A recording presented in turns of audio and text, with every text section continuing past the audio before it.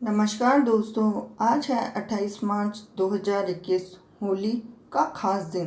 तो होलिका दहन की जो कथा है वह बहुत ही पौराणिक कथा है।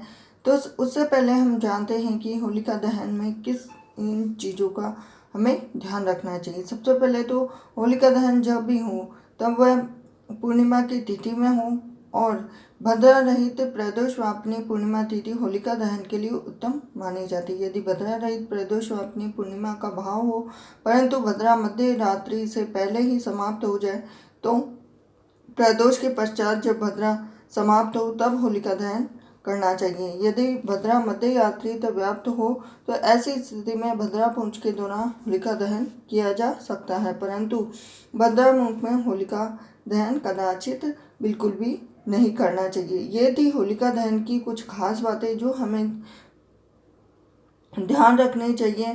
तो आगे हम जानते हैं होलिका दहन की कहानी। तो एक समय होली की पूर्व संध्या में होलिका दहन किया जाता है। इसके पीछे एक प्राचीन कथा है कि असुर हिरण्यकश्यप भगवान विष्णु से घोर शत्रुता रखता था। इससे अपनी शक्ति के घमंड में आकर स्वयं को ईश्वर कहना शुरू कर दिया और समस्त राज्य में घोषणा करवा दी कि राज्य में केवल उसी की पूजा की जाएगी। उसने अपने राज्य में यज्ञ और आहुति बंद करा दी और भगवान के भक्तों को सताना शुरू कर दिया। इसी के साथ इतनी बात होने पर जब हिरण्यकश्यप सभी पर अत्याचार करने लगे तो हिरण्यकश्यप का पुत्र प्रहलाद भगवान विष्णु का परम भक्त था। पिता के लाख कहने के बावजूद प्रहलाद विष्णु की भक्ति करता रहा। असुराधिपति हिरण्यकश्यप ने अपने पुत्र को मारने की भी कई बार कोशिश की, परंतु भगवान उसकी रक्षा करते रहे और उसका बाल भी बांका नहीं हुआ।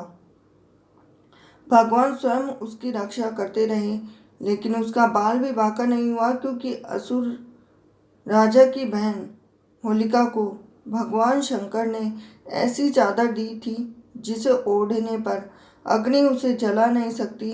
होलिका उस चादर को ओढ़कर प्रहलाद को गोद में लेकर चिता पर बैठ जाती है। उसको आशीर्वाद था होलिका को। तो साथ ही साथ देव योग से जब वह चादर उड़कर प्रहलाद के ऊपर आ गई, जिससे प्रहलाद की जान बच गई और होलिका जल गई। होलिका दहन के दिन होली जलाकर होलिका नामक दुर्भावना का अंत और भगवान द्वारा भक्ति की रक्षा का जश्न मनाया जाता है। इसी के साथ होलिका दहन में जीत हुई सच्चाई की जल गई और सब बुराइयों का अंत भी हो गया। इसी के साथ होलिका दहन में कुछ खास बातों का ध्यान भी रखना चाहिए, जिससे कि आपके जीवन में जितनी भी बुराइयां हैं वह सारी नेगेटिव एनर्जी वह खत्म हो जाती है। और साथ ही साथ जो हिरण्यकश्यप, जिस तरह से हिरण्यकश्यप ने घमंड किया था, उस घमंड का भी चूर चूर हो गया और उसने गलत रीति से गलत तरीके से प्रहलाद को मारना चाहा, लेकिन फिर भी मारने वाला इसे बड़ा बचाने वाला होता है। ये कहावत भी है, जिस कहावत को सच भी किया है, क्योंकि जब होलिका गोद में बैठाकर प्रहलाद को गोद में बिठाती है तो उसके ऊपर भगवान विष्णु का हाथ होता है। इसीलिए और एक पुरानी कहावत भी है। तो होलिका दहन के उपलक्ष्य में एक और कथा जरूर है कि एक बार भगवान श्री कृष्ण जी अपनी माता यशोदा से बोलते हैं कि राधा इतनी गोरी क्यों है और मैं इतना काला क्यों है। तो मैया यशोदा कन्हैया से बोलती हैं कि आप राधा जी पे गुलाल डाल दीजिए तो उनका कलर भी आपके जैसे ही हो जाएगा।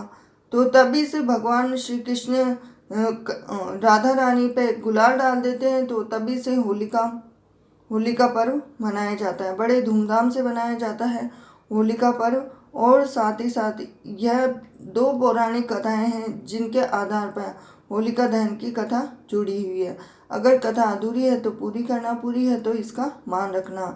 आशा करती हूँ कि आपको होलिका दहन की कथा जरूर पसंद आई होगी, और वीडियो पसंद आया तो वीडियो को लाइक कीजिए, चैनल को सब्सक्राइब कीजिए और बेल आइकन को जरूर दबा देना, क्योंकि एक लाइक से मुझे मिलती है मोटिवेशन आपके लिए और भी बेहतर वीडियो बनाने के लिए।